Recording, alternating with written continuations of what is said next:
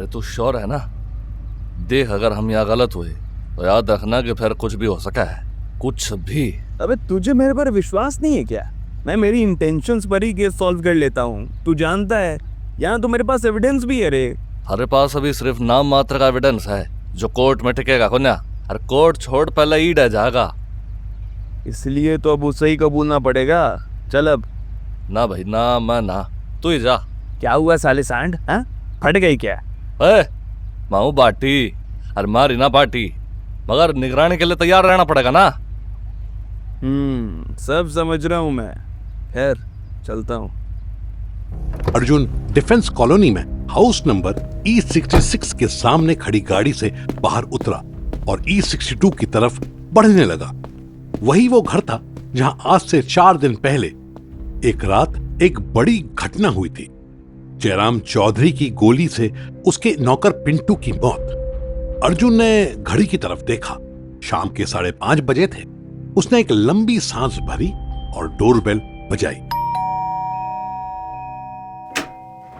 आप यहाँ फिर से? हेलो मैडम, क्या हुआ? आप मुझे देखकर कुछ परेशान हो गई? मेरी शक्ल इतनी बुरी है क्या? नहीं नहीं, आइए ना, बस वो। जयराम सर घर पर नहीं होंगे, मैं जानता हूँ, मगर घर में चाय पत्ती। हाँ, चाय पत्ती है, आइए आप, वो थोड़ी देर में आते ही होंगे। अर्जुन घर के अंदर दाखिल हुआ और आसपास दीवारों और फर्श को देखते हुए उसी डिनर टेबल पर जा बैठा। पिछली बार जब वो यहाँ आकर बैठा था तो लीजा उसके लिए चाय बनाने गई थी, मगर इस दफा ऐसा कुछ नहीं हुआ। उसने बस एक आवाज लगाई, राधा, 2 चाय बना लेना, चीनी तेज। आज चाय आप नहीं बनाएंगी? नहीं, हमने नई मेड रख ली है। पिंटू की याद आती होगी ना? क्या मतलब है आपका? I mean, पूरे 5 साल से आपकी इधर काम कर रहा था। 5 साल में तो खराब गवर्नमेंट से भी प्यार हो जाता है। वो तो फिर भी आदमी था, है ना? हाँ। मुझे तो ये समझ में नहीं आता कि उसने इतना बड़ा कदम उठाया कैसे। अरे वो तो आप लोगों के साथ 5 साल से था, ऐसा कभी पहले तो नहीं किया। फिर एकदम से वो आप लोगों को धोखा कैसे दे सकता था? आपको कभी पहले शक नहीं हुआ था क्या? नहीं, अच्छा था वो कभी कुछ गलत नहीं करता था। काम क्या क्या करता था वो? यही सब, खाना बनाना, साफ सफाई, कपड़े धोना, मेरी हेल्प करता था, छोटे मोटे काम बस। बस? हाँ मतलब और भी काफी कुछ। बुरा न माने तो एक बात पूछूं लीजा जी? जयराम सर, आपके पति को दिक्कत नहीं होती थी? क्या मतलब? क्या कहना चाहते हैं आप? अरे मेरा मतलब है, ऑब्वियसली आपके पति काफी बुढ़े हैं, दूसरी तरफ आप काफी एज डिफरेंस है ना, उनसे ज्यादा तो पिंटू आपकी उम्र का था, तो घर में पराये मर्द को रखने में उन्हें दिक्कत नहीं थी? क्यों होगी दिक्कत?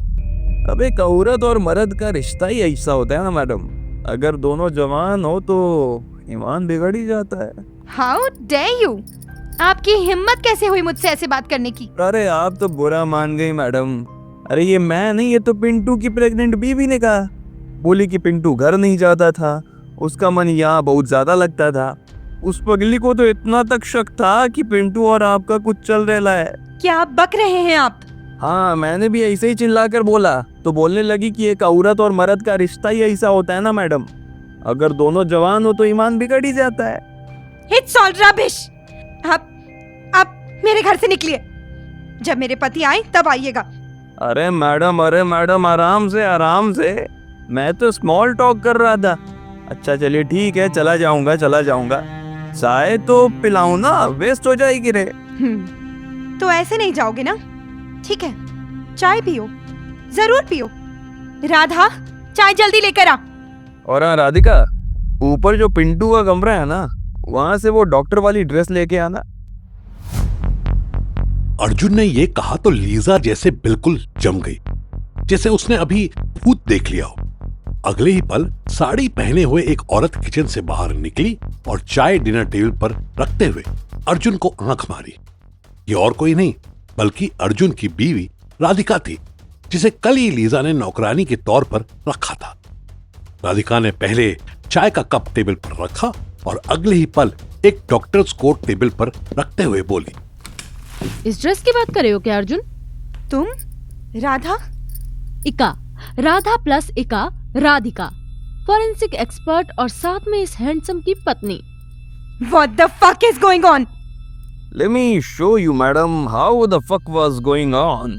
शायद आपको मालूम ना हो कि भले ही फोन ना मिले, लेकिन गूगल ड्राइव पर सब मिलता है, और भोले पिंटू की गूगल ड्राइव को हैक करना आसान पड़ा। अर्जुन ने अपनी फोन की ब्राइटनेस फुल की और वो वीडियो प्ले की जो उसे पिंटू की गूगल ड्राइव से बरामद हुई थी। वीडियो में साफ देखा जा सकता था कि पिंटू ने ये फोन छुपाकर कमरे के एक कोने में रखा और पूरी वीडियो शूट की। वीडियो में पिंटू पूरा नंगा है और सिर्फ डॉक्टर का कोट पहने नजर आ रहा है, और सामने लीजा धीरे धीरे अपनी साड़ी उतरवा रही है। जो लीजा अब तक तन के खड़ी थी, ये वीडियो देखते ही रोने लगी। मुझे नहीं पता था कि ये सब इतना खराब हो जाएगा। इस शादी को करके इतना कॉम्प्रोमाइज करना पड़ा था मुझे। मेरे पापा वही मेरे सबसे बड़े दुश्मन साबित हुए। उन्होंने एक 50 साल के बुढ़े से ये कहते हुए मेरी शादी करवा दी कि खुश रहेगी, पति की सरकारी नौकरी होगी, रॉब होगा। लेकिन सब कुछ यही होता है क्या? एक औरत जब जवानी के आखिरी सालों में पहुंचती है तो उसके अंदर बहुत कुछ फल रहा होता है। सपनों को छोड़ो, वो बाहरी बात है। ये सपने और ये रिश्ते सब दिलो दिमाग में पैदा होते हैं, मगर दिल और दिमाग के अलावा जिस्म भी एक चीज होती है। अरे तरसती थी मैं किसी के हाथों को, किसी की छुअन को, किसी की गर्माहट को, किसी के हाथों को महसूस करना चाहती थी अपने जिस्म पर। मगर वो 50 साल का बुढ़ाऊ मेरा पति, उसे कोई इंटरेस्ट नहीं था। उसे इस बात में बिल्कुल इंटरेस्ट नहीं था कि मैं क्या चाहती हूँ। उसके लिए मेरी ख्वाहिश रंडापा थी। बोलता था रांड जैसी हरकतें मत करो, ऐसे कपड़े मत पहनो, वैसे कपड़े मत पहनो। साल 6 महीने में कभी मेरे करीब आता था, वो भी सिर्फ अपने लिए। सेल्फिश साला। I was never turned on by him। और मेरे अंदर भड़कती ये आग बार बार याद दिलाती थी मुझे कि मैंने एक समझौता किया है, एक समझौता जिसके चक्कर में मैंने अपनी सारी चाहत बेच दी। घुटती थी मैं जब एक दिन मैंने नोटिस किया कि पिंटू मुझे किस तरह देखता था। एक बार भी समझ आ गया कि वो मुझसे क्या चाहता था। जवान था वो, माना पढ़ा लिखा नहीं था, सुंदर नहीं था, नौकर था, मगर उसकी नजर में कुछ था, वही जो मेरे पति की नजर में नहीं था। और इसलिए तो रांड बन गई, है ना? उस आंगन में बैठे सब लोग चौंके जब उन्हें एक आवाज सुनाई दी। आवाज बुढ़े जयराम की थी, जो वहीं खड़ा खड़ा न जाने कितनी देर से सब कुछ सुन रहा था। और इसलिए तो मेरी पीठ पीछे उस नौकर के साथ रंगरलियां मनाने लगी। मैंने अपनी आंखों से देखा था कैसे हर शाम की तरह मैं उस शाम को भी तुम दोनों को घर छोड़कर गया, और जब लौटा तो आवाजें सुनाई दी, तेरी चूड़ियों की, तेरी सिसकियों की, मगर मैंने कुछ नहीं कहा। मैं चुप रहा, क्या कहता। लेकिन फिर ये सब आम होने लगा। मैं जब जब उसे देखता तो मुझे उसकी नजर तुझ पर पड़ी हुई नजर आती। वो सिर्फ तुझे तेरे जिस्म के लिए चाहता था। झूठ कह रहे हो तुम। झूठ नहीं कह रहा हूँ मादर चोद। तू न कभी उसका फोन देखा? तेरे हाथ कभी उसका फोन लगा? मेरे हाथ लगा, और तेरे वीडियो बना बना कर न जाने किस किस को भेजता था वो, और पैसे कमाता था। उसे मैंने अपनी आंखों से उसके फोन में देखा। मैं अपने दिल पे पत्थर रख के सब सहन कर रहा था, मगर जैसी भी हो तो मेरे घर की इज्जत है और मेरे सब्र की भी हद है। तुझे याद है ना जब एक दिन मैंने तुम दोनों को रंगे हाथों पकड़ा था और उसकी डंडों से पिटाई की थी? पता है हरामजादा क्या कहता था मुझसे कह रहा था कि मजे लिए नहीं जा रहे तो लेने दे बुड्ढे। ब्लैकमेल कर रहा था कि अब ये वीडियो मेरे नाम के साथ वायरल करेगा। बहुत सियाना समझता था खुद को, और ये भूल गया कि मैं कौन हूँ। अरे जयराम चौधरी, इंस्पेक्टर जयराम चौधरी, और इसलिए उसे मौत के घाट उतारना जरूरी था। हाँ सर, प्लानिंग तो बढ़िया ही थी आपकी, अपनी सीनियोरिटी का बहाना बनाकर पहले केस को इन्फ्लुएंस किया और हमें सिर्फ उतना बताया जिससे कि हम केस में फंस जाएं, और अब केस चुपके से बंद कर दो। पहले हमें दाना डाला और फिर खुद कच्चा बनियान का एंगल डाल दिया, फिर डकैती का भी एंगल डाला। मगर सर लगता है आप भूल ही गए कि क्रिमिनल भले ही कितना परफेक्ट हो, एक ना एक कमजोर कड़ी छूट ही जाती है। जैसे इस केस में लीजा के सामने जब जब पिंटू का नाम आया वो अनकंफर्टेबल हुई। उसके कंधे और गले पर बने लव बाइट्स के निशान आपके दिए तो हो ही नहीं सकते थे ना, और फिर आपने गलती की कहानी बनाने में। क्या बकते हो? जी हाँ सर, एक बात बताइए, जब भागते हुए आदमी को गोली पड़ेगी, वो भी गलती से सर पर, तो खून के छींटे तो उड़ेंगे ना कम से कम। यहाँ तो सब साफ था। और दूसरी बात ये कि आप केस की डिटेलिंग लीजा मैडम से शेयर करना ही भूल गए। इसलिए जब मैंने पूछा कि उस रात को क्या बना, तो लीजा मैडम ने सच कह दिया, यानी बैंगन। जबकि आपने उसी दिन बैंगन देते हुए कहा कि कई दिनों से घर में बैंगन नहीं बने।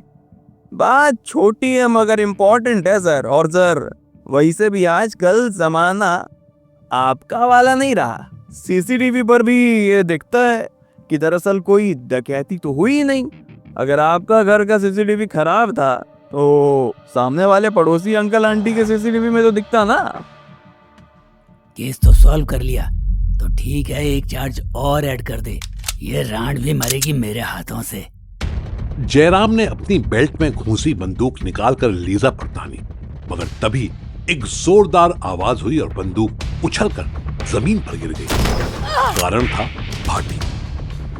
क्या बात होगी जी सर जी, मन्ना भूल गए के करम सिंह भाटी ने अब चार जवाज लगते रहूंगे, वाला बची कुछ उम्र कैद में काट लो ना।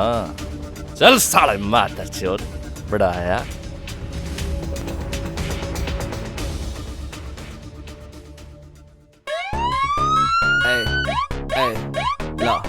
He's a monster, killing all the gangsters. Check out the razor off your range, he's the master. He's the monster, killing all the gangsters. चलता नहीं गुंडागर्दी, मार ले कल्टी नहीं तो पड़ती, या कड़े ले बाप लोग पढ़े लिखाई को बच्ची सुन ले बाकी। किसी के छापते नहीं जी स्टाइल है खुद की, बंदे बेचते करते नहीं तारीफ खुद की, पर दोनों एक से बढ़कर एक, एक से बढ़कर एक। He's a bad boy, he's a bad boy, he's a bad boy, motherfucking bad boy. Bad, bad, bad, bad, bad boy. Bad boy.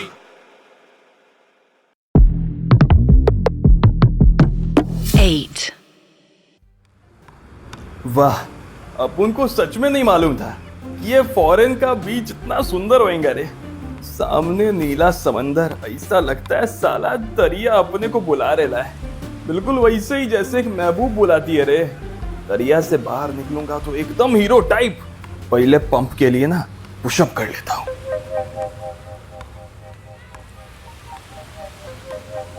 17, 18, 19. How much more can you do, handsome? क्या मस्त चिक है रे मैडम, आई कैन डू 100 मोर। हर्षा, 100 और। आइला हिंदी बोलने वाली फिरंग, साला communication का प्रॉब्लम ही सॉल्व। उठ जा 5 बजे। अरे प्यार से बोलो ना। अरे मादर जात, उठ जा। गाली मत दे यार। अबे वो बाण का लेंड उठ जा, गाड़ी ना दूं तो आरती उतारो थारी है। साला हर जगह बेइज्जती करवा है। ए फिरंग ने थप्पड़ मारा रे। फिरंग ना मारी लाड ले, उठ जाइब, टांगों के बीच साथ ले काट ले। वो देख सामने वाली बर्थ पर बैठी आंटी हंस रही है थार पे। अर्जुन तुरंत उठ बैठा। सर घूम रहा था, होश आया तो याद भी आया कि वो ट्रेन में था, और फिर सब कुछ याद आने लगा। याद आया कि कैसे कल शाम मुंबई से कमिश्नर साहब का फोन आया और उन्होंने अर्जुन और भाटी को अर्जेंटली मुंबई के लिए बुलाया, और भाटी और अर्जुन तुरंत ही दिल्ली टू मुंबई की ट्रेन में बैठे।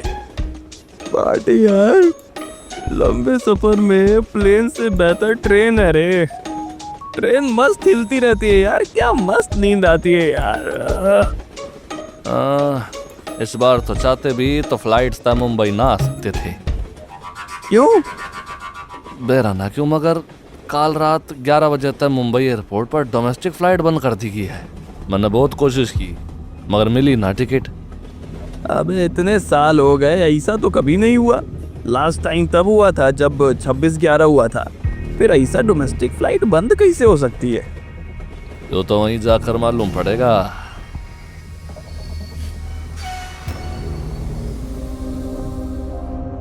अगले आधे घंटे में ट्रेन छत्रपति शिवाजी टर्मिनस के प्लेटफॉर्म 6 पर खड़ी थी और हर तरफ से भागते हुए कुली ट्रेन से उतरने वाले हर एक यात्री के पास जाकर उनसे मन मनोवल कर रहे थे। साहब आपका सामान उठा लो, आओ ना टैक्सी तक छोड़ता हूँ। मेरे पीछे ना 2 सांड आ रहा है, उसको उठाने का कितना लेगा भाऊ? अल्लाह, इसके लिए तो एडवांस भी लगेगा। छोड़ो भाऊ। अपने मुंबई की बात ही कुछ और है रे। आते ही ना बॉडी में कुछ एनर्जी सी आ जाती है। ओ भट्टी, चल बाहर निकलते हैं। भाटी और अर्जुन बाहर निकले ही थे कि उन्हें सामने प्लेटफॉर्म पर कमिश्नर साहब और साथ में 2-3 इंस्पेक्टर्स नजर आए। अर्जुन उन्हें देखकर चौंका और तेज कदमों से उनके पास पहुंचा। जय हिंद सर। जय हिंद अर्जुन। जय हिंद भाटी। क्या हुआ सर? मुझे नहीं मालूम था कि आपको मेरे से इतना प्यार है। मैं उतरा भी नहीं ट्रेन से और आप रिसीव करने आ गए। Love you too sir. I love you too कच बजे, मगर मेरे यहाँ आने का कारण प्यार नहीं है, चिंता है। कैसी चिंता sir? We are under attack, we need you both. अरे सर, हुआ क्या है? धीरे बोलो कच बजे, पब्लिक में डिस्क्लोज नहीं किया है वरना पैनिक फैलेगा। लेकिन मुझे डर है हम लोग ज़्यादा देर तक इसे छुपा कर नहीं रख पाएंगे। मैं चाहता हूँ कि केस को तुम और भाटी लीड करो। अम्मी क्यों सर? 2 कारण है। एक, तुम दोनों काबिल हो, लेकिन उससे भी बड़ा रीज़न है कि तुम दोनों स्टेट गवर्नमेंट के अंडर नहीं आते, इसलिए तुम्हारे काम में स्टेट गवर्नमेंट इंटरफेयर नहीं कर पाएगी। आई होप तुम समझ गए हो। सर ये सब ठीक है, मगर हुआ क्या है वो तो बताइए। यहाँ नहीं, जल्दी चलो, गाड़ी में बैठकर सब बताता हूँ। आसपास भीड़ बढ़ती हुई देखकर कमिश्नर के साथ पुलिस, अर्जुन और भाटी जल्द ही स्टेशन के बाहर खड़ी गाड़ी में बैठे थे और गाड़ी तेजी से मुंबई की सड़कों पर दौड़ रही थी। फ्रंट सीट पर बैठे कमिश्नर ने तब निकलकर पीछे बैठे भाटी और कचबजे को दिखाया। होटल फिस्टा, ये नाम सुना है? हाँ हाँ सर, क्यों नहीं। ये तो कल रात को इसकी बिल्डिंग सी पर हमला हुआ है। सर थोड़ा ढंग से समझाओ ना। ओके, ये होटल फिस्टा मुंबई के सबसे महंगे होटल्स में से एक है। इसमें 5 बिल्डिंग्स हैं। कल रात हमें खबर मिली कि इसकी बिल्डिंग सी में कुछ लोग घुसे और इस पर कब्जा कर लिया। उनके पास हथियार है। सुबह 3 बजे उन्होंने उन्हें हथियारों से फायरिंग करना शुरू किया। कम से कम 15 सिक्योरिटी गार्ड्स को मार दिया और उस बिल्डिंग में मौजूद सभी गेस्ट्स और स्टाफ को अपने कब्जे में ले लिया है। जब पुलिस ने अंदर जाने की कोशिश की तो उन पर भी फायरिंग की है। तो सर और फोर्स लेकर जाना चाहिए ना। We are not dumb people, हमें भी यही रास्ता पता है, मगर हम रिस्क नहीं ले सकते। उस बिल्डिंग में 100 से ज़्यादा गेस्ट्स हैं और उससे भी ज़्यादा इम्पोर्टेंट है, उन 100 गेस्ट में से 13 फॉरेन डिप्लोमेट भी शामिल हैं जो एक कॉन्फ्रेंस के लिए कल ही मुंबई आए हैं। अगर उन्हें कुछ भी होता है तो ये मैटर सिर्फ एक कैजुअल्टी नहीं, इंटरनेशनल मैटर हो जाएगा। एक फॉरेन डिप्लोमेट का भारत की ज़मीन पर मारा जाना डजंट लुक गुड। इंटरनेशनली बहुत थू होगी और उसके अपने रिपरकशंस भी हैं। आई होप तुम दोनों समझ रहे हो। जी सर। लेकिन जिन लोगों ने कब्जा किया है वो लोग कौन है, कितने लोग हैं, चावे क्या है? कुछ तो बेरा होगा ना। अभी हमें कुछ नहीं पता। हमारा जो पुलिस ऑफिसर अंदर गया था उन्होंने उसको मारकर उसकी जेब में बस ये लेटर रखकर भेजा है। कमिश्नर ने गाड़ी के डैशबोर्ड पर एक खून से सना हुआ एक कागज उठाया और भाटी को दिया। गाड़ी में पीछे बैठे भाटी ने देखा कि यह कोई नॉर्मल कागज नहीं है। इसके टॉप पर एक अलग सा निशान बना था, एक निशान जिसमें आधा शेर और आधे आदमी का चेहरा था। भाटी ने देखा कि कागज पर खून से बड़ा बड़ा लिखा था, get us a negotiator and a radio walkie talkie. हमने अब तक सारे प्रिकॉशनरी मेजर्स लिए हैं। डोमेस्टिक फ्लाइट्स बंद कर दी है, मीडिया तक कुछ नहीं जाने दिया है, लेकिन ये सब ज्यादा देर तक नहीं रोके रख सकते। सरकार की टॉप लीडरशिप चाहती है कि उस होटल के अंदर कैद लोग जल्द से जल्द बाहर आए और कल होने वाली कॉन्फ्रेंस में वो 13 के 13 डिप्लोमेट्स शामिल हो और ये बात यहीं दब जाए। समझ गए ना तुम?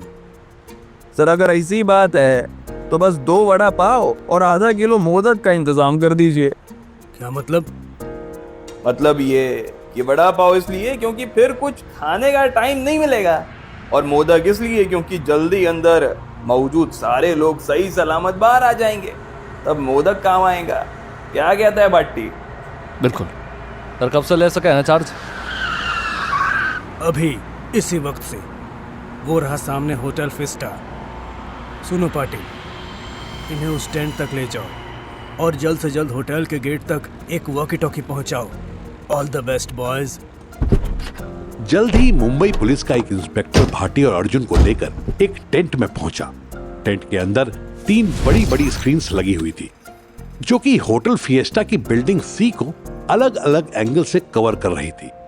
भाटी ने आते ही नोटिस किया कि बिल्डिंग सी में कई सारी विंडोज थी, लेकिन अंदर मौजूद लोगों ने सारी खिड़कियों के कांच को काले रंग से पेंट कर दिया था। 5 बजे अंदर जो भी है बड़ा शातिर है। क्यों वे? इन खिड़कियों को देख, इन सालों ने बिल्डिंग की हर कांच की खिड़की पर काला पेंट किया है ताकि हम चाहकर भी अंदर ना झांक पावे। भाई सब फुल दिमाग विमाग भिड़ाए हैं ये लोग। क्या लगता है कौन होंगे? यो मोडस ऑपरेंडी तो अक्सर आतंकवादियों का हुआ है। हो सकता है लश्कर तैयब या कोई मुजाहिदीन ऑर्गेनाइजेशन का टेररिस्ट हो। पहले भी तो कितनी दफा कर चुके हैं लोग। बाकी तो बात करके पता चलेगा। वॉकी टॉकी देगा मुझे कोई? बात कैसे करेगा मैं अंदर? Hello sir, I am Kamya. मैं आईटी एक्सपर्ट हूँ, आपको असिस्ट करूँगी। ये लीजिए वॉकी। इस बटन को दबाएंगे तो आपकी आवाज़ अंदर सुन पाएंगे वो लोग। अंदर पहुँच गया ना वाकी? सर गेट पर तो रखवाया है, एक बार आप बात करके देखिए रिप्लाई आता है या नहीं। सुन अर्जुन, ख्याल रखिए, बिल्कुल भी परेशान मत दिखना। हम दोनों जानते हैं कि नेगोशिएशन तू बेटर कर पावेगा। जितना आराम आराम से बात करेगा उतना उन्हें घुमा फिरा पावेगा, उतना हमें वक्त मिलेगा।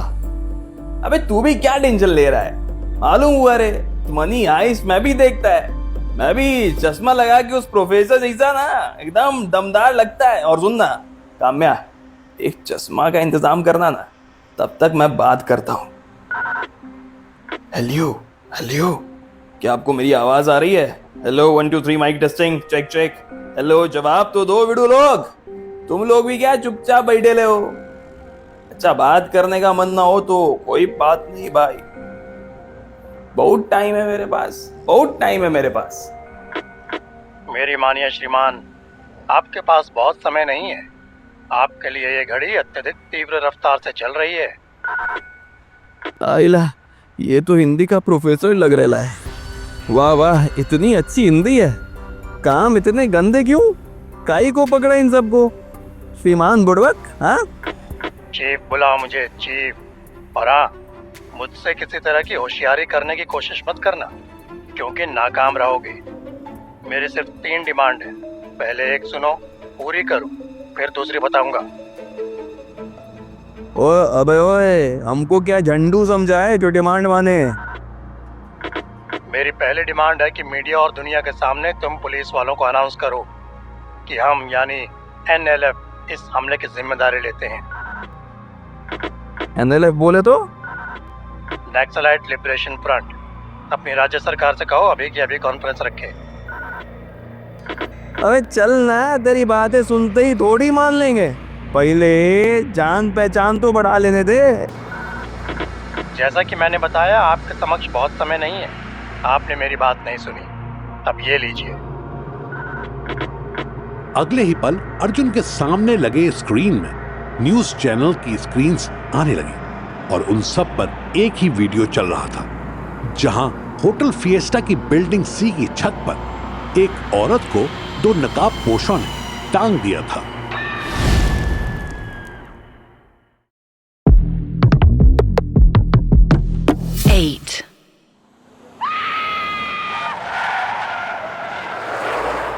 यू बहुत शाणे लोग हैं काज बजे। तुमने ना माना तो सालों ने खुद ही मीडिया बुला ली। ए चीफ, ए सुनो सुनो सुनो, ए चीटिंग है ये, उस औरत को छोड़ दो। छोड़ दूं? नहीं नहीं नहीं नहीं, आई मीन उसे प्लीज ऊपर खींच लो प्लीज। मेरी बात सुन लीजिए और समझ लीजिए, ये सिर्फ एक झलक भर थी इस बात की। अगर आप लोगों ने मेरी बात नहीं मानी तो हम लोग क्या क्या कर सकते हैं। ये तो सिर्फ एक औरत है। अब जाइए, जरा बाहर झांकिए। मीडिया कर्मी आपके टेंट का गेट तोड़ देने को तैयार खड़े हैं। वॉकी टॉकी से आवाज आनी बंद हो गई और टेंट के दूसरे हिस्से से भागती हुई काम्या आई। सर, बाहर मीडिया वाले बहुत शोर मचा रहे हैं। आई थिंक उनसे बात करनी होगी। छोरी ठीक कह रही सकाज बजे, बाहर जाकर कम से कम उनसे बात तो करनी होगी, वरना यूं साढ़े जो चाहते हैं वही होता रहेगा। मीडिया छत्ते लटकी हुई लड़की का वीडियो चला चला कर पैनिक क्रिएट कर देगी। तू जा, मैं यहाँ देख लूंगा सब। वैसे भी तूने इन मुंबई के रिपोर्टरों को कई साल तक झेला है। जा शेर, बस याद रखिए जो जंग आसान हवेगी। अर्जुन अपना गला साफ करते हुए और पसीने से तरबतर बाहर निकल रहा था। वो जानता था कि बाहर जाकर उससे क्या सवाल किए जाने वाले थे। उसने अभी अपनी स्क्रीन पर थोड़ी देर पहले जो देखा वो नॉर्मल नहीं था। 2 नकाबपोशों ने उस एक औरत को जिस तरह बिल्डिंग से लटकाया वो खौफनाक था। और अगर मीडिया यहां आ चुकी है तो इस बात का एक ही मतलब था कि देश के लाखों टेलीविजन और मोबाइल स्क्रीन पर वो एक वीडियो बार बार दिखाया जा रहा होगा। सर, अर्जुन सर, क्या आप इस केस को हैंडल कर रहे हैं? ये औरत कौन थी और उसे क्यों इस तरह लटकाया गया? सर, आप इतने दिनों से मुंबई में नहीं थे। आपका वापस दिल्ली आने के पीछे कोई खास वजह? सर, पुलिस उस औरत को लटकाने से पहले यहाँ मौजूद थी। क्या ये कोई बड़ा मामला है? अरे अरे अरे, एक सेकेंड, सांस तो ले लो यार। ए माइक वाली भाई, ए माइक वाला भाऊ, सांस तो ले लो ना। ऐसे अनुलोम विलोम माफिक, ऊपर नीचे, और हाँ एक एक करके भेजो ना सवाल। ऐसे जल्दी जल्दी क्या बाउंसर डाल रहा है आप लोग भी। अर्जुन जानता था कि अगर वो पैनिक में नजर आएगा तो रिपोर्टर्स भी ये सेंस कर पाएंगे, इसलिए ही डिसाइडेड कि वो कूल और कैजुअल रहकर सबसे डील करेगा। ये पैंतरा काम भी किया। अब रिपोर्टर्स थोड़े लेस अटैकिंग नजर आ रहे थे। पहले मैं पूछती हूँ, ये औरत कौन थी और उसे क्यों इस तरह लटकाया गया? देखिए, इस बात का ना पुलिस भी पता लगा रही है, लेकिन अब वो देखिए, वो महिला नहीं लटकी हुई है। उसे लटकाने वाले वो 2 नकाबपोश कौन हैं और क्यों उसे इस तरह लटकाया गया है? देखिए, बड़े दुख के साथ आपको बताना पड़ रहा है कि इस होटल फाइस्टा की बिल्डिंग सी में कुछ लोग घुस गए हैं, जिन्होंने अंदर बंद लोगों को हॉस्टेज बना लिया है। पुलिस अपना काम कर रही है, अभी इतना ही पता है। सर, तो क्या इसीलिए आपको वापस मुंबई बुलाया गया है? क्या ये कोई बड़ा मामला है? नहीं यार, सब नॉर्मल है, सब कंट्रोल में है। क्या आपको मालूम है कि अंदर कौन कौन हॉस्टेज है इस वक्त? पुलिस पता लगा रही है, जल्दी ही आपको सारे अपडेट्स दे दिए जाएंगे। प्लीज शांति बनाए रखिए। आपके जरिए मेरी जनता से यही अपील है कि घबराइए नहीं, ये मैटर जल्दी ही सॉल्व हो जाएगा। बाकी बाय, टेक केयर। अब और सवाल नहीं यार, और नहीं, अब नहीं। बढ़िया किया तूने कि कोई बात ना खोली, देखा मैंने। हाँ सर, वेरी गुड। और सर एक बात कहूँ, क्या लग रहे थे आप कैमरा पर। थैंक यू प्रीटी लेडीज, अच्छा लगा सुनकर। क्या नाम बताया? Kamya sir, tech expert. आपकी मदद करूंगी। आप भूल गए क्या? राई बाके बंद कर ले, इसने यहाँ सीरियस सिचुएशन चालू है। सुन अर्जुन, लेकिन अब उसी चीफ वीफ का क्या करेंगे भाई? आप लोग हमें मूर्ख समझते हैं क्या? भाटी और अर्जुन दोनों मुड़े। आवाज वॉकी टॉकी से आ रही थी और इस बार आवाज गुस्से में थी। अर्जुन के दिमाग में सब कुछ क्लियर था कि अब उसे कहना क्या है।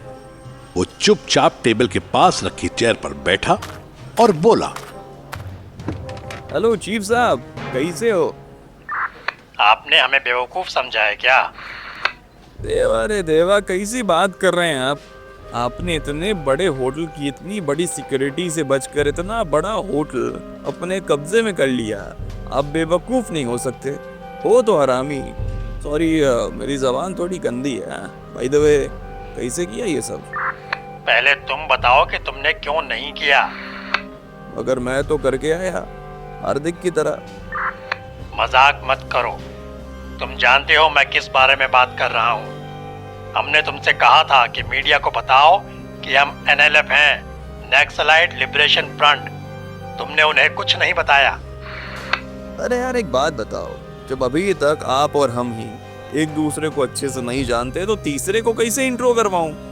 पहले हम तो समझ ले कि हम दोनों कौन हैं, एक दूसरे से चाहते क्या है। पहले अपना रिश्ता को मजबूत तो करो ना। तो मेरा नाम है अर्जुन कजबजे, प्यार से अज्जू। और आप चीफ तो नहीं होंगे, आवाज से बूढ़े लगते हो। अब आपने ये नाम थोड़ी रखा होगा। तुम जैसे लोगों से कोई जान पहचान नहीं रखनी हमें। साफ साफ सुन लीजिए, हम आप लोगों जैसे नहीं हैं। आप हमें चीफ कहें तो ही अच्छा है।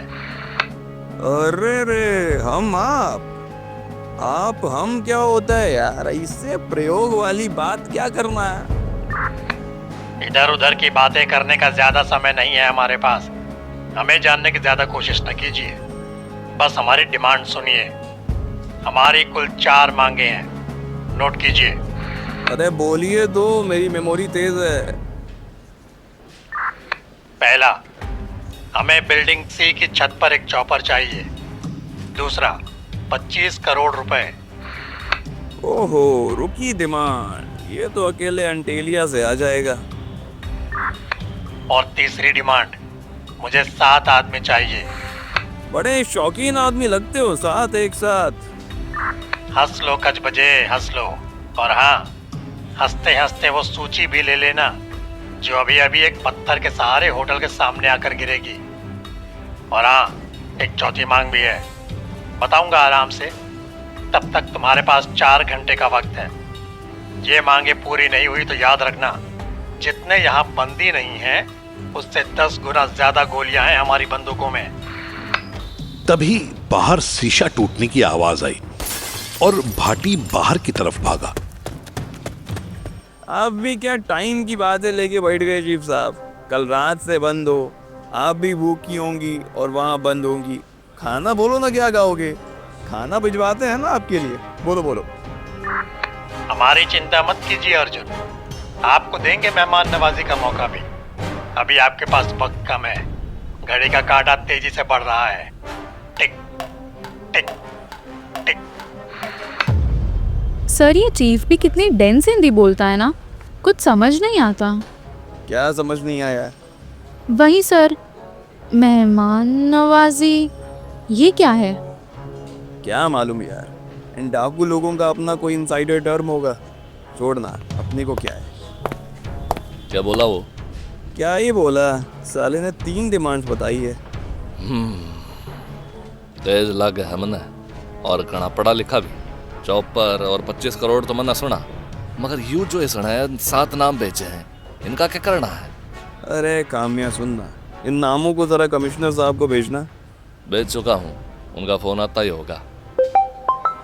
मुझे तो सच में लगता है कि कमिश्नर की बीवी आज से 100 साल बाद बीवा होगी। हो सर, ऐसा क्यों? क्योंकि नाम लिया, फोन आ गया। 100 साल बाद मरेंगे, तभी तो होगी ना बीवी बेवा। ताल ही दे रहे। मादरचोद, फोन न उठाड़ा नहीं तो। जैन सर। ना जी, और फोन गलती से साइलेंट पे हो गया था। हाँ, रुको सर। हाँ, गालूँ स्पीकर पे। मेरी बात ध्यान से सुनो। Arjun, are you there? जी sir. Listen carefully. This case is not going to be easy. ये अंदर जो भी है बहुत ही शाना आदमी है। इसके इरादे बहुत खतरनाक हैं। क्या हुआ सर? पैसे और चॉपर तो क्लिच है, हर कोई मानता है। मैं जानता हूँ अर्जुन, और उसमें प्रॉब्लम भी नहीं है। वो मैनेजेबल है, मगर प्रॉब्लम उस लिस्ट में है। कैसी प्रॉब्लम? ये जिन कैदियों को आजाद करवाना चाहता है वो कोई आम लोग नहीं हैं। वो नक्सलाइट लीडर्स हैं, वो भी ऐसे वैसे नहीं। तुम्हें 2015 वाले रायपुर धमाका याद है? सर वही जिसमें छत्तीसगढ़ के सीएम की मौत हुई थी। उसका मास्टरमाइंड ये राम प्रसाद छाबोले ही था जो इनकी लिस्ट में था। और दूसरा मुंडा झावलाक, इसने न जाने झारखंड में कितने सीधे साधे गांव वालों को नक्सलाइट बनाया है। हम इन्हें नहीं छोड़ सकते, किसी भी हालत में नहीं। और मुझे लगता है कि ये 7 लोगों के नाम देना एक होक्स है। सर प्लीज हिंदी में बोलो ना। छलावा है, धोखा है, टैक्टिक है। बाकी 5 लोग छोटे मोटे नक्सलाइट्स हैं, उनके लिए इतना बड़ा रिस्क नहीं लेते ये लोग। तो अर्जुन और भाटी प्लीज कुछ करो, निगोशिएट करो। हम किसी भी हालत में इन्हें रिलीज नहीं कर सकते, क्योंकि अगर ये रिलीज हुए तो न जाने कितनी जानें और जाएंगी। अगर सर अंदर डिप्लोमेट्स हैं और इतने सारे लोग, वो बोल रहे हैं 4 घंटे में सब नहीं मिला तो मार देगा। अर्जुन कुछ दिमाग लगाओ, कोई जुगाड़ लगाओ। लेकिन एक बात समझ लो, we can't release those people. All the best.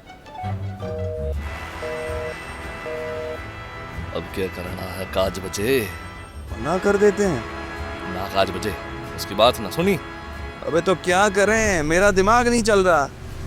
क्या करना है अब यार? 1 मिनट भाटी, आइडिया।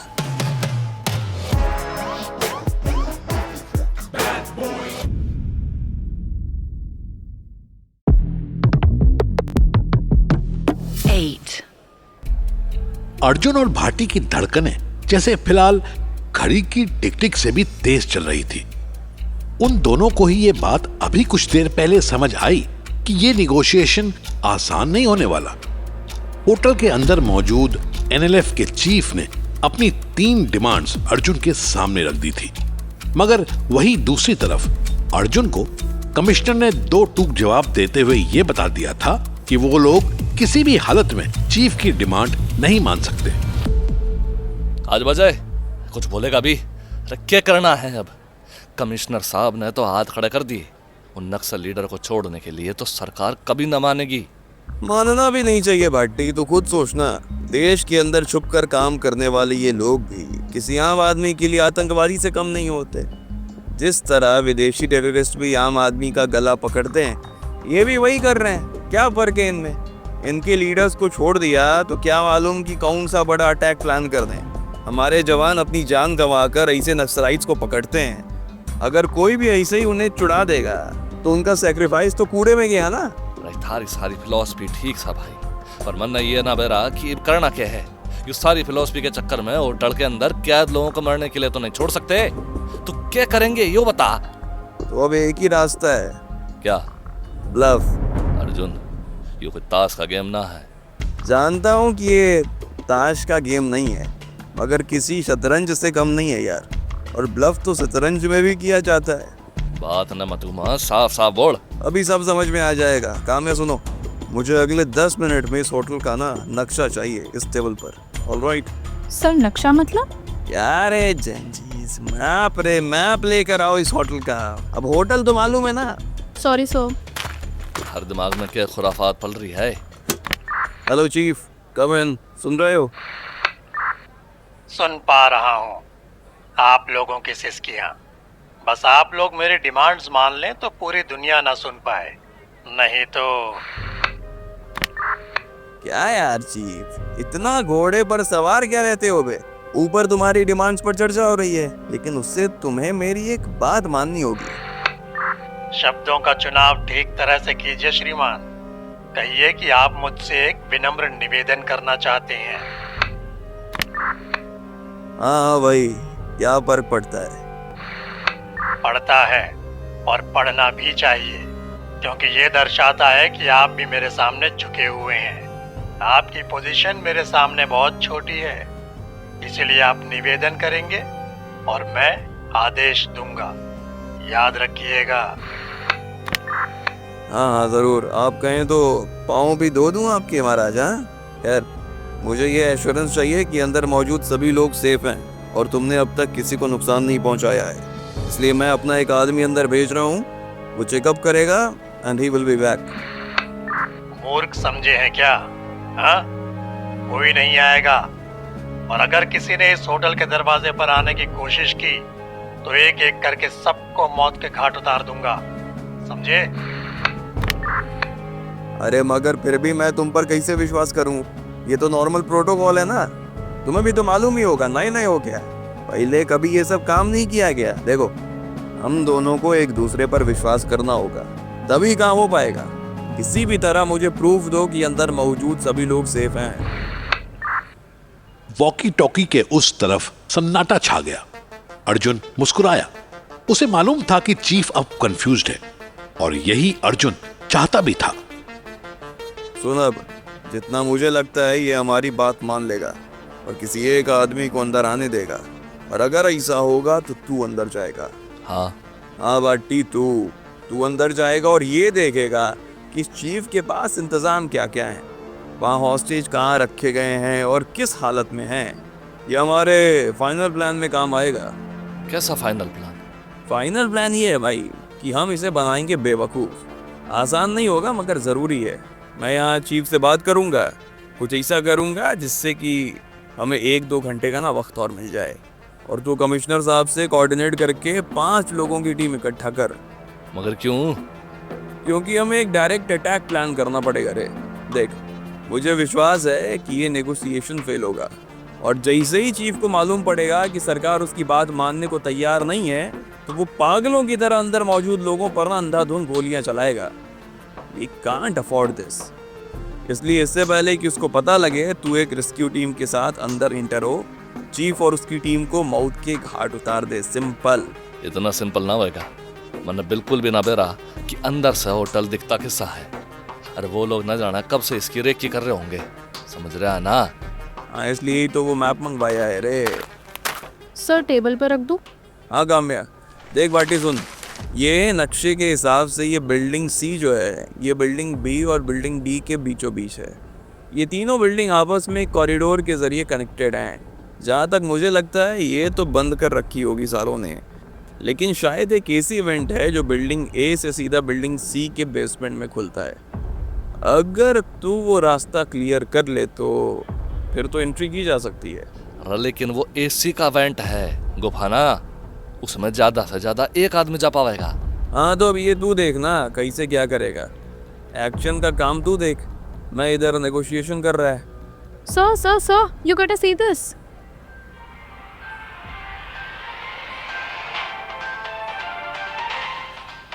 जैसा कि आप देख सकते हैं, मुंबई पुलिस जो राज छुपा रही थी वो सामने आ चुका है।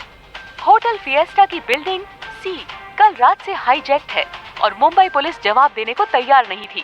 अभी 10 मिनट पहले हमारे पास एक वीडियो भेजा गया है। देखिए होटल फिएस्टा की अंदर की एक्सक्लूसिव फुटेज। और फिर जो अर्जुन ने टीवी पर देखा, उसके पैरों तले जमीन खिसक गई। वीडियो होटल फिएस्टा के अंदर मौजूद एक हॉल की थी, जहां हॉस्टेजेस के मुंह काले कपड़ों से ढके गए थे और उनके आसपास नकाबपोश AK-47 ताने खड़े थे। लोगों के रोने बिलखने की आवाजें साफ सुनी जा रही थी। अर्जुन की मुट्ठियां भींच गई और वो जोर से चिल्लाया, मादरचोद शाना, ये मादरचोद है साला। अब कैसे छुपाएंगे? अक्का मुंबई को मालूम पड़ गया। अब फिर तांडव होना शुरू होगा। अब ओपोजिशन से लेकर मीडिया तक सबकी नजर यही होगी। तो ऑफिसर साहब, आशा करता हूं कि मैंने आपके निवेदन का मान रखा। साला समझता क्या है तू खुद को रे? बहुत शाना है तू। अरे आप ही तो चाहते थे ना कि आपको ये दिख जाए कि सब लोग सेफ हैं, सुरक्षित हैं। अब देखिए टीवी पर, सोशल मीडिया पर देश देख रहा है कि ये सब के सब सुरक्षित हैं। मैं उतना बुरा नहीं हूं जितना आप समझ रहे हैं। अभी तक किसी को नुकसान नहीं पहुंचाया है। लेकिन हाँ, अगर अगले 3 घंटे में हमारी डिमांड्स नहीं मानी गई तो सबसे पहले मैं उन 13 डिप्लोमेट्स में से एक को मारना शुरू करूंगा, जिनको छूने भर से तुम्हारी सरकार बिलबिला जाती है। और हाँ, आगे से कोई होशियारी नहीं। तुम्हारा कोई आदमी अगर बिल्डिंग के करीब भी आया तो मुझे मजबूरन 100 के 100 को उड़ाने पड़ेंगे, और उसके लिए गोलियां काफी हैं हमारे पास।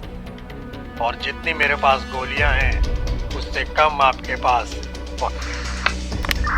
हेलो हेलो साला गया शोध भाटी, ये बहुत शाना है, लेकिन सवाल ये है कि मीडिया तक इसने ये फुटेज डायरेक्ट कैसे भेजी? क्या किसी से ये बातचीत डायरेक्ट कर रहा है क्या? I am on it sir, मैं वीडियो को बैक ट्रैक कर रही हूँ और टीवी चैनल से कोऑर्डिनेट कर रही हूँ। जैसे ही कुछ पता चलेगा बताती हूँ।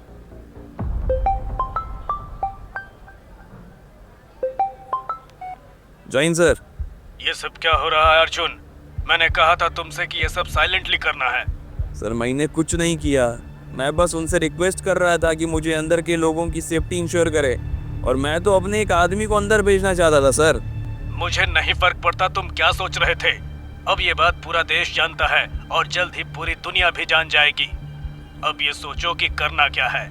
सर मैं अंदर ना एक रेस्क्यू टीम भेजना चाहता हूँ, कमांडो टाइप। पागल हो गए हो क्या अर्जुन? उस चीफ को भनक भी लग गई कि कोई अंदर जा रहा है तो वो सबसे पहले उन 13 डिप्लोमेट्स को मारेगा। He is already pissed at you. अब सिचुएशन हाथों से बाहर हो चुकी है, प्रेशर बढ़ रहा है, मुझे होम मिनिस्टर से फोन आ रहे हैं। अब ये मामला जल्द से जल्द निपटाना होगा और कोई चारा नहीं है। मैं होम मिनिस्टर से कांटेक्ट कर रहा हूँ, शायद हमें उनकी डिमांड्स माननी पड़े। कमिश्नर ने इतना कहकर फोन रख दिया। अर्जुन इस वक्त बहुत हारा हुआ महसूस कर रहा था। उसके सामने टीवी पर बार बार वही वीडियो चल रहा था। निराश मत हो खाज बजे। अरे कैसे निराश ना हो भाटी यार, मैं तो अपनी तरफ से पूरी तरह कोशिश कर रहा है। अगर वो साला हिंदी का प्रोफेसर मेरी बात माने तब तो। वो मीडिया को अपनी आंखें बना रहा है, हमारी गर्दन उसके हाथों में है। क्या करूं, किस बेसिस पर नेगोशिएट करूं? एक तरीका है सर। शब्दों का चुनाव ठीक तरह से कीजिए श्रीमान। कहिए कि आप मुझसे एक विनम्र निवेदन करना चाहते हैं। Sir I have a plan. मेरे हिसाब से हमें अगर नेगोशिएट करना है तो आप चीफ से नहीं, उस इंसान से करना होगा जो चीफ का रोल कर रहा है। क्या मतलब? सर अगर आप चाहे तो मैं इस आदमी की वॉइस को सैंपल करके सर्च कर सकती हूँ कि ये आवाज़ किसकी है। इसे वॉइस रिकॉग्निशन टेक्निक बोलते हैं। लेकिन उससे क्या होगा भाई? अरे ठीक कह रही है वो अर्जुन। अगर तन्ने बेरा होता कि चीफ कौन है, तो जिस तरह वो तुझसे एक कदम आगे चल रहा है, तू भी एक कदम आगे चल पाओगा। अरे वाह कामया, समझदार है रे तू तो। ठीक है, पता लगा जल्दी। और हाँ, एक मिनट, तुझे वो कागज़ याद है जिस पर वो डिमांड्स लिखी हुई थी? वो कोई नॉर्मल कागज़ नहीं है, वो एक लेटर हेड का कागज़ है जिस पर शेर जैसा लोगो है। मुझे उसकी भी डिटेल्स चाहिए। On it sir. और बाटी सुन, तू काले से कांटेक्ट कर, चाहे कमिश्नर को मना या ना माने, तो मेरी इंस्टिंक्ट बोलती है कि तुझे अपनी एक टीम लेकर ना वेंट के सहारे अंदर जाना ही चाहिए। अर्जुन अपनी बात पूरी भी नहीं कर पाया था कि उसे एक जोरदार धमाके की आवाज सुनाई दी। वो और भाटी टेंट के बाहर भागे। आवाज बिल्डिंग के आसपास से आई थी।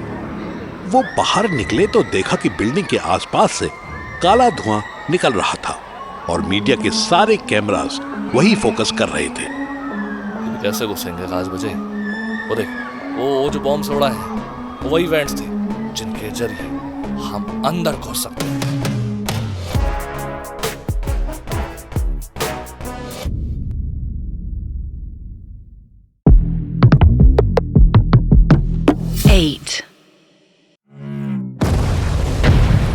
भाटी और अर्जुन भौचक्के थे।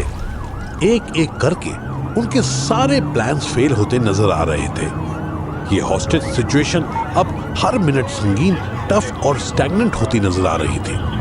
हाईजैकर्स की डिमांड मान लेने में लॉन्ग टर्म खतरा था और ना मानने में अंदर मौजूद लोगों की जान को खतरा था। हद तो तब हो गई जब इस सबसे बचने का एक प्लान जो अर्जुन ने बनाया था वो भी फेल होता नजर आ रहा था। जैसा कि आप देख सकते हैं, हमारे बिल्कुल पीछे होटल फिएस्टा की बिल्डिंग सी में जोरदार धमाका हुआ है। धमाका इतना तेज था कि हर तरफ कांच के टुकड़े पड़े नजर आ रहे हैं। आशा करते हैं कि अंदर जो भी लोग कैद हैं वो सुरक्षित हो। हालांकि पुलिस इस पर अभी तक चुप है। आगे की अपडेट्स के लिए देखते रहिए कल तक न्यूज। इस साले चीफ की तो मैं, अगर ये सामने होता ना तो कसम से इसकी गांड मार के रख देता मैं। झाटरुआ साला, तुझे सच में लगता है तू बच जाएगा? बच जाऊंगा? आपको अब भी लगता है कि ये सब मेरे पकड़े जाने और बच जाने का खेल है? इस बात से तो मुझे रत्ती भर भी फर्क नहीं पड़ता। तो क्यों कर रहा है ये सब? हाँ बोलना, डिमांड बता दी, अब जस्टिफाई नहीं करेगा? इतने सारे कमजोर और निर्दोष लोगों के पीछे छिपा बैठा है, कैसा आदमी है रे तू? कोई लाज शर्म है कि नहीं? तुम्हारी सरकारों को शर्म आई थी हाँ? जब हमारे लोगों के हक को वो यूं ही चबा गए, अपनी कुर्सियां बचाने के लिए वो हमारे जंगलों को खा गए। अरे हम खुश थे उनके बिना, खुश थे अपने में। क्या जरूरत थी हमें छेड़ने की? क्या जरूरत थी हमें खामोश करने की? अरे ह्यूमन राइट्स का नाम सुना है? हमारे जंगल ही हमारे ओनली राइट्स थे। सुन बे, ये सब लेक्चर चाहिए होगा तो मैं YouTube पर ना जाकर 5-6 एक्सप्लेनर्स देख लूंगा। ज्यादा लेक्चर मत दे मेरे को। तू बस इतना बता कि तू कौन है, क्योंकि मुझे तो ये लगता है कि तू एक झूठा और कायर आदमी है जो तब से इन मासूमों के पीछे छुपा बैठा है। और अब जब तुझसे सवाल किया गया तो अब तू आइडियोलॉजी के पीछे छिप रहा है। अगर दम है ना तो सामने आ। सामने नहीं, अब तो दूर से दूर निकल जाएंगे। बस हमारे लोग हमें ला कर दे दो। देख, मैं तेरे साथ बहुत ही फ्रैंक होकर बात कर रहा हूँ। गवर्नमेंट तेरे 7 लोगों को तो नहीं छोड़ेगी। एक ऑफिसर है, सुनना है तो बोल। 7 लोग, 25 करोड़ और चॉपर।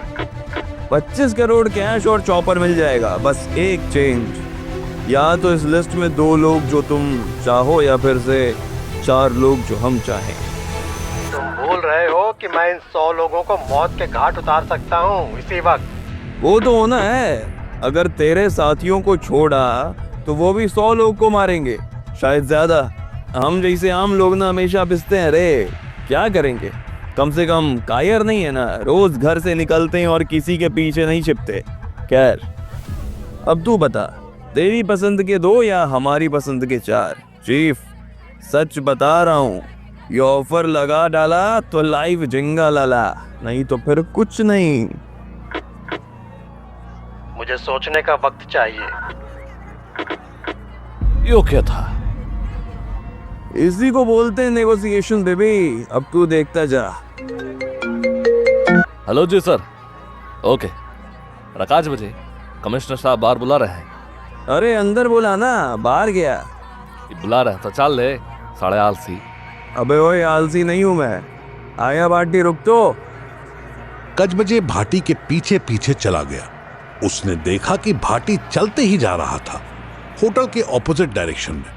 कजबजे को यह समझ में नहीं आ रहा था कि कमिश्नर साहब टेंट से इतना दूर क्यों आएंगे। भाटी कुछ देर चलने के बाद एक पेड़ के नीचे रुक गया। कजबजे को कुछ समझ नहीं आया कि हुआ क्या। तू मुझे झुककर मेरे लेने का प्लान तो नहीं बना रहा है ना रे भाटी? जब बहुत सड़की। अबे तो साला झूठ क्यों बोलता है रे? सुन काज बजे, सीरियस बात है। तुझे कैंसर है? हाँ। अरे ना अर्जुन, तने एक बात नोटिस की कि हम उन हाईजैकर के खिलाफ कोई प्लान बनावे हैं और अगले ही पल वो हमसे एक कदम आगे चल जाते हैं। शाना तो है वो।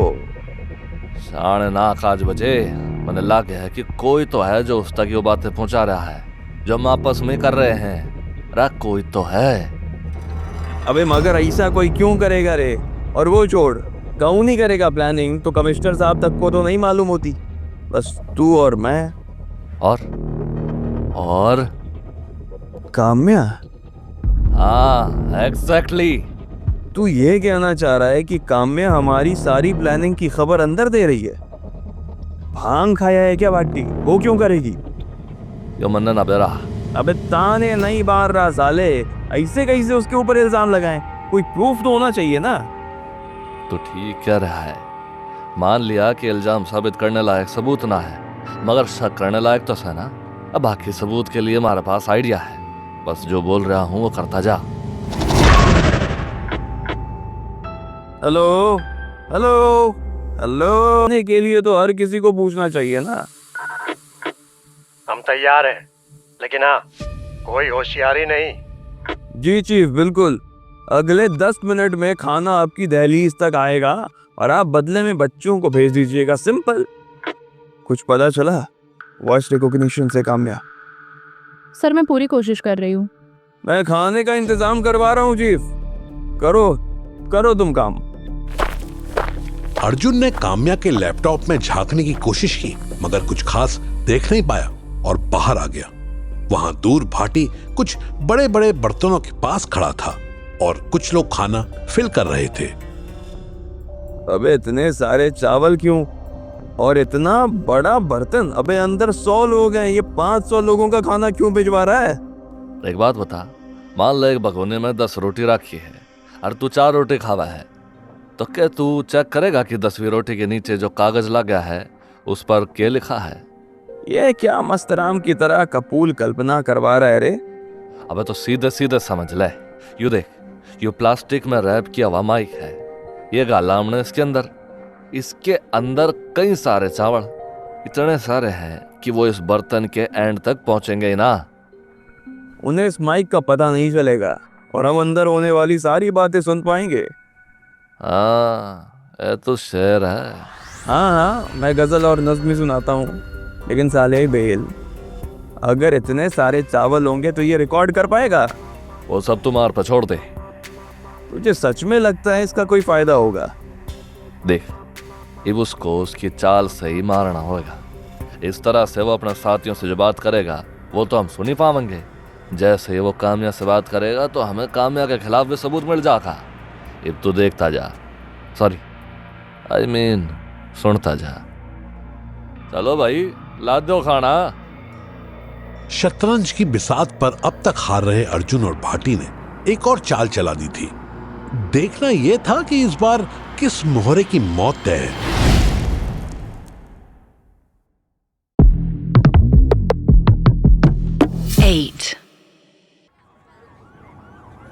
Okay, rolling. जी ma'am, you will be live in 3, 2, 1।